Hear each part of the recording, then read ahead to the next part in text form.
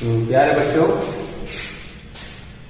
आज मैं आप लोगों को कक्षा 11 के हिंदी काव्यांजलि का प्रथम अध्याय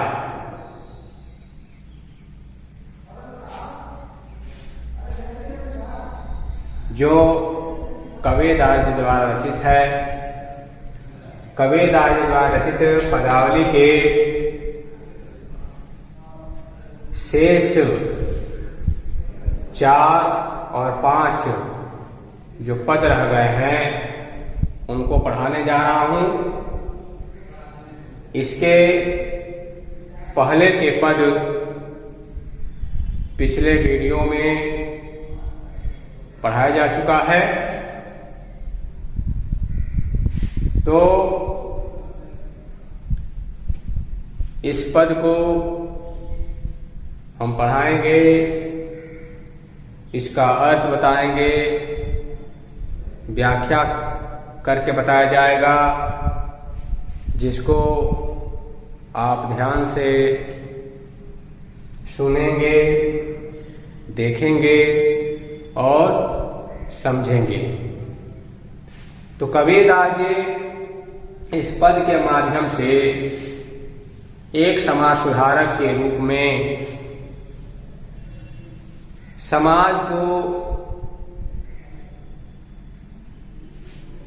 सन्मार्ग दिखाने का प्रयास करते हुए इस पद को लिखा है, क्योंकि इनके द्वारा लिखे गए जितनी भी रचनाएं हैं सब साक्ष्य हैं, आंख से देखी गई, अनुभव की गई और उस अनुभव को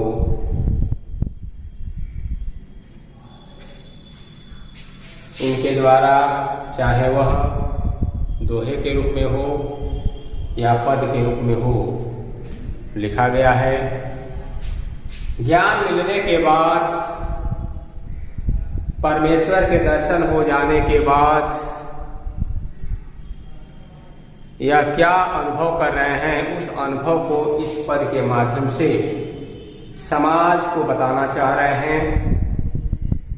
आज वह कबीरदास जी हमारे बीच नहीं है, लेकिन उनकी रचना हमारे बीच है, तो न रहते हुए भी आज हम उनको याद कर रहे हैं। उनकी रचना को पढ़ने के बाद हम सही रास्ते पर चलने का प्रयास करते हैं। तो कह रहे क्या कि हम न मरे मरिहे संसारा, हम न मरे मरिहे संसारा, हमको मिल्या जियावन हारा।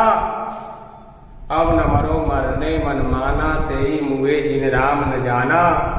साकत मरे संत जन जीवे, भरि भरि राम रसायन पीवे। हरि मरिहे तो हमहू मरिहे, हरि न मरे हम काहे को मरिहे। कहे कबीर मन मन ही मिलावा, अमर भये सुख सागर पावा।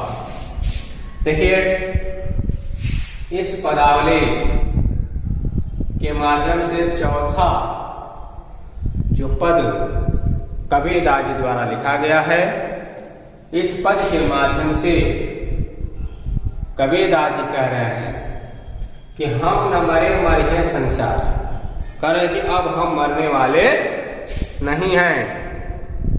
संसार के दूसरे लोग, अज्ञानी लोग, जिन्होंने ज्ञान नहीं लिया है, जिनको परमेश्वर के दर्शन नहीं हुए हैं, जिन्होंने परमेश्वर का भजन नहीं किया है, वे लोग मरेंगे। करेगा कि हम न मरे मरिहे संसारा, हम मरने वाले नहीं हैं। संसार के वे लोग मरेंगे जिन्होंने परमेश्वर को याद नहीं किया, परमेश्वर की भक्ति नहीं की, गुरु के द्वारा ज्ञान नहीं लिया, वे लोग मरेंगे।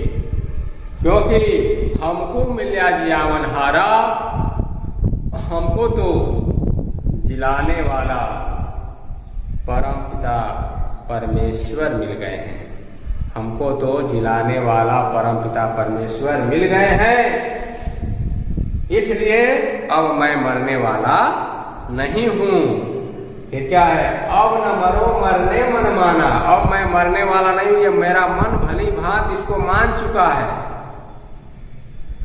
मेरा मन भली भांति इसको मान चुका है कि मैं अब मरने वाला नहीं हूं। तेई हुए जिन राम न जाना, वे लोग मरेंगे जिन्होंने राम के नाम का स्मरण नहीं किया, जिन्होंने परमेश्वर की भक्ति नहीं की, जिन्होंने अपने मन को परमेश्वर में रमाने का प्रयास नहीं किया, वे लोग मरेंगे। ये क्या करें, साकत मरे संत जन जीवे। साकत मीन्स होता है घमंडी, अभिमानी, अत्याचारी, ईर्ष्यालु प्रवृत्ति के लोग, यानी वे लोग मरेंगे। कौन, साकत मरे यानी अभिमानी लोग मरेंगे। संत जन जीवे, जो सज्जन हैं, जिनका आचरण अच्छा है, जिनका व्यवहार दूसरों के प्रति अच्छा है, जिसके अंदर दूसरे के प्रति दया का भाव भरा हुआ है, जिसके अंदर दूसरों के प्रति हिंसा या ईर्ष्या का भाव नहीं है, वे लोग क्या होंगे, जिएंगे। अभिमानी लोग मरेंगे और संत लोग जीवित रहेंगे। भरी भरी राम रसायन पीवे, और भरी भरी राम रसायन, राम रूपी अमृत का रसपान करेंगे। कौन, जो संत लोग हैं, जो सज्जन हैं, जो ईश्वर में अपने मन को रमाते हैं, वे लोग अपने जिह्वा से राम रूपी अमृत का रसपान करेंगे। फिर क्या है, अब क्या हमारी स्थिति हो गई है, वह बता रहे हैं कि हर मरिए तो हमहू मरिए, हर न मरे हम काहे को मरिए। कहें कि अब हमारी स्थिति यह ऐसी हो गई है कि परम पिता परमेश्वर जब मरेंगे तभी मैं भी मरूंगा।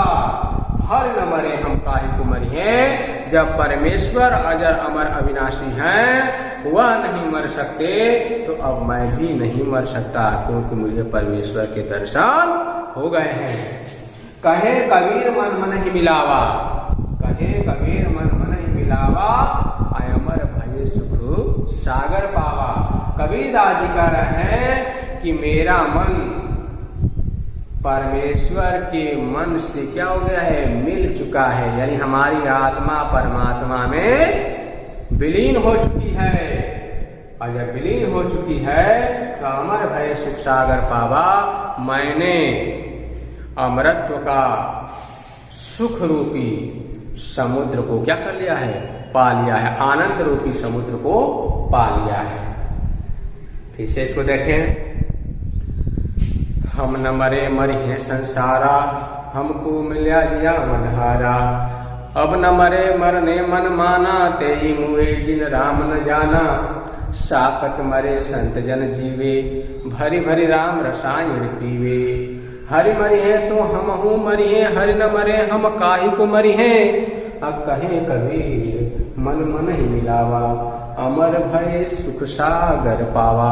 कबीर दास जी कह रहे हैं कि अब मैं मरने वाला नहीं हूं, क्योंकि मुझे जिलाने वाला परम पिता परमेश्वर के दर्शन हो गए हैं या मिल गए हैं।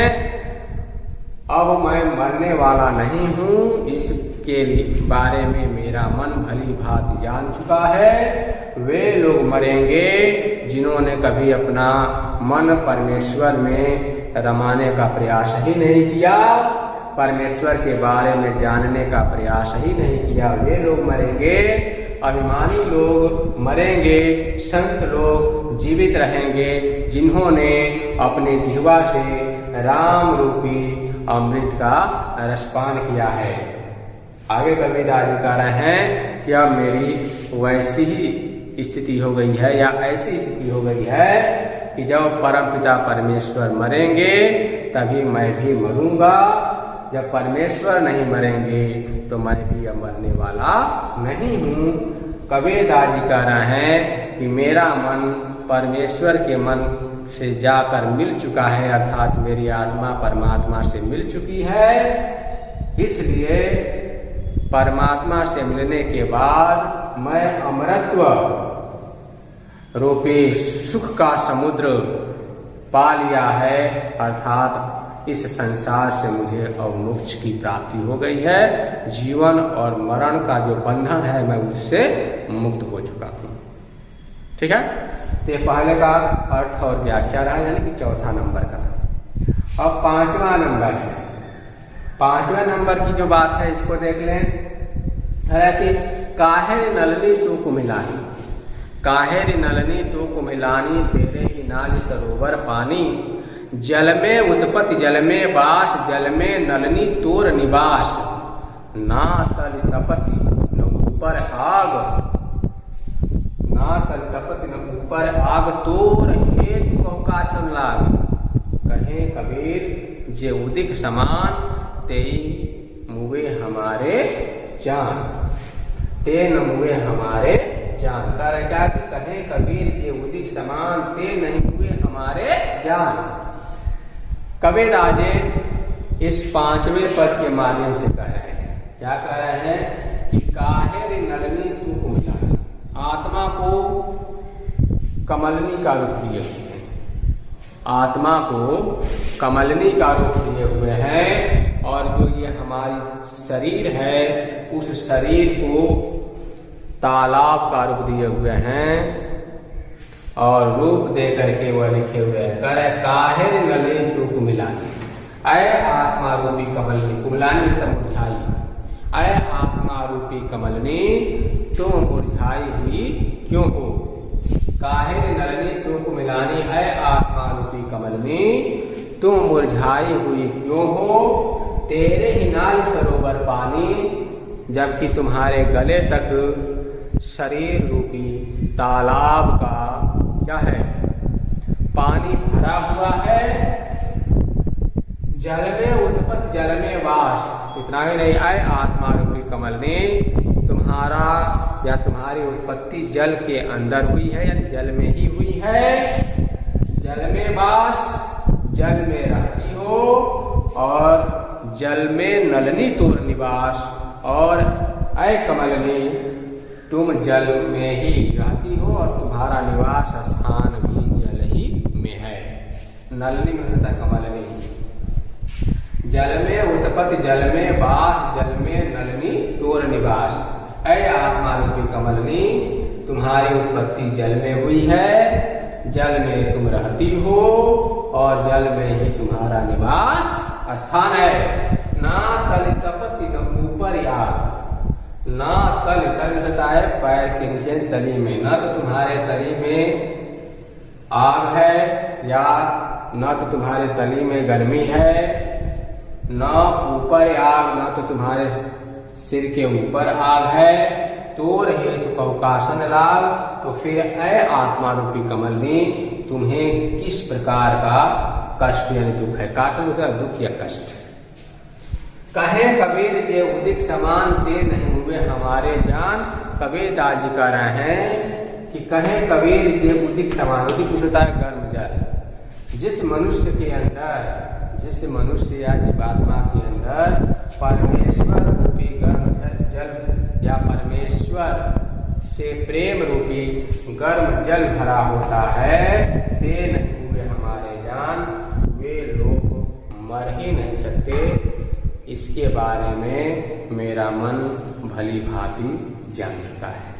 अर्थात मृत्यु किसकी होती है, मृत्यु केवल यह शरीर की होती है, आत्मा की मृत्यु नहीं होती है। आत्मा अजर अमर और अविनाशी है, यह केवल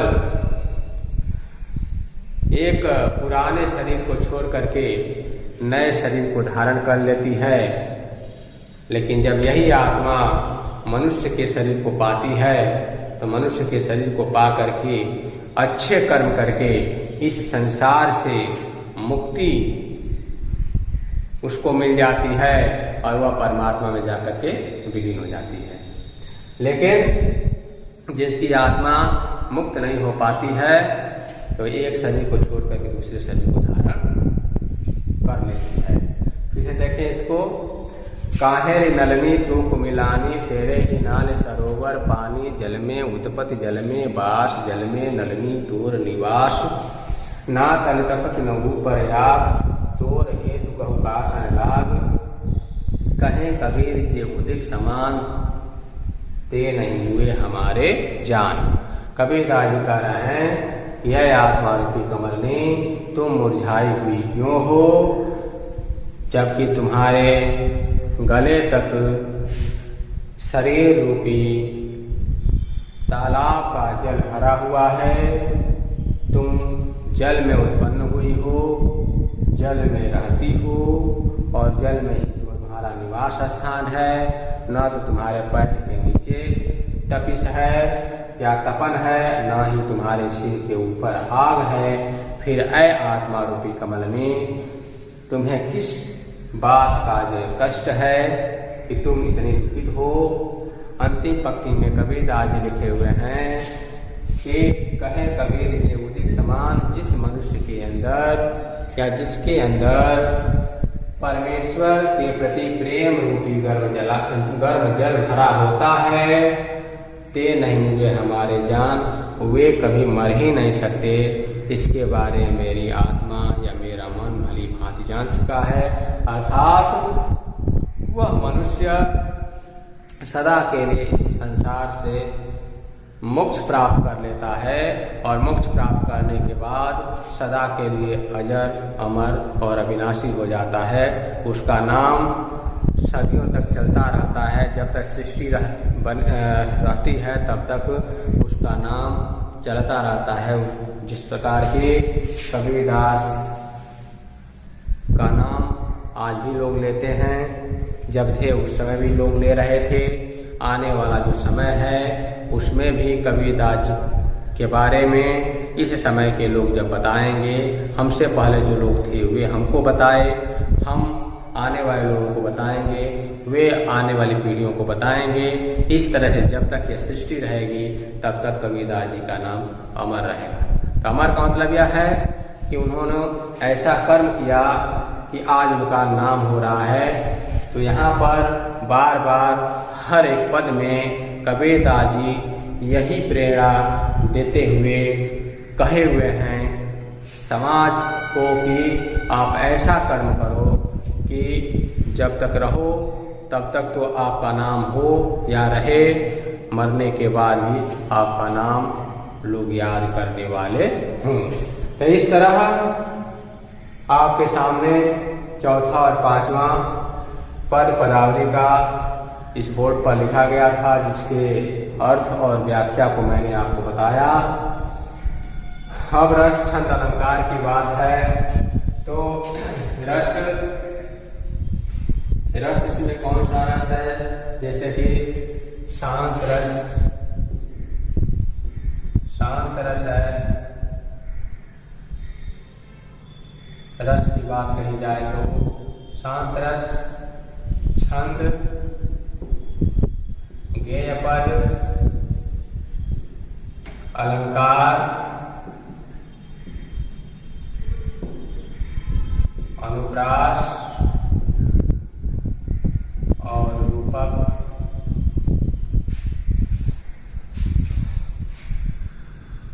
शब्द, शक्ति, ये लक्षणा है। उसके बाद भाषा, सदुकड़ी भाषा है।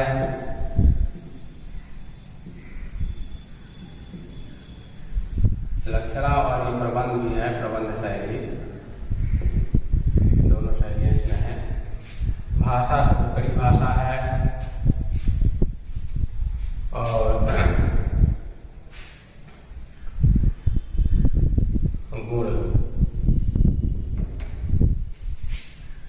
गुण की अगर बात कही जाए तो इसमें गुण पाया जा रहा है माधुर्य गुण,